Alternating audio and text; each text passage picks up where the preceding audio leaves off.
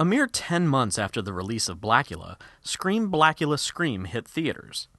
Now that might give you the impression that this was a cheap cash-in, but it's actually a fully realized sequel and in many ways is superior to the original. The first BLACULA had a definitive ending. BLACULA was dead and there wasn't even a hint of the door being left open for a sequel.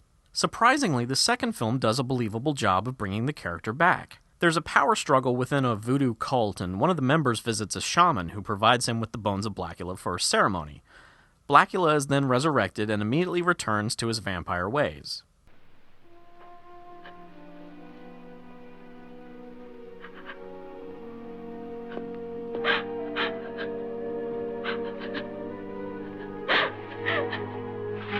Mama Waldy.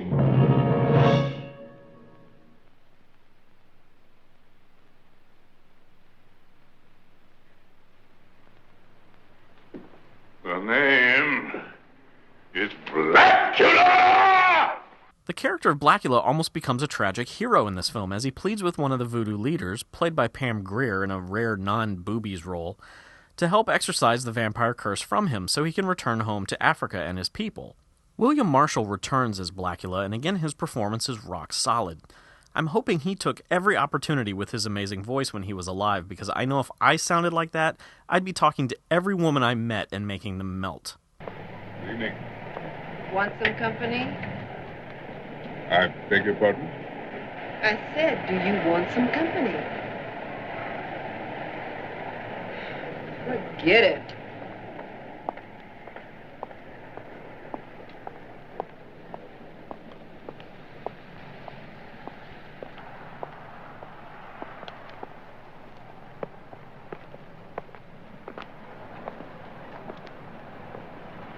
Say, what is it we got here? Don't you dig our merchandise? What's the matter, man? Don't you dig girls? Or is that the reason for the cake? It sure is a sweet-looking thing. Hey, man, with threads like that, it figures you got to be loaded, right? So, why don't you pass some this way, brother? Hey, faggot! We're talking to you. What is it you want? What is it you want? Shit. Your bread, man, all of it. Are we gonna have to become antisocial and kick your ass? You dig? I'm sorry, I don't have any bread with me. And as for kicking my ass, I strongly recommend that you give it careful consideration before trying. You jive, mother. Either you give it up or we're gonna take it out on your black ass. You made a slave of your sister. You're still slaves, imitating your slave masters. Hey, sucker.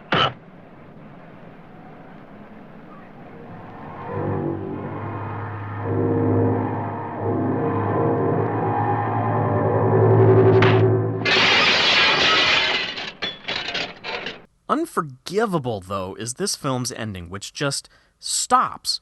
There's no actual finale. The movie just stops and expects us to draw our own conclusions. What a shame, because this was such a strong movie up to that point. Just know that the ending sucks and enjoy the rest of it for what it is, a really great 1970s vampire flick. I have the feeling that many people who haven't seen them probably think the two BLACULA movies are silly, like an episode of the Batman television series or something equally as campy.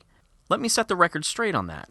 While the time capsule-ish moments of each movie are certainly amusing, both films are treated as serious vampire movies and aren't played for laughs. As a result, they tend to hold up better than many other blaxploitation films. So if you've been avoiding them fearing shenanigans, give them a chance. Trust me.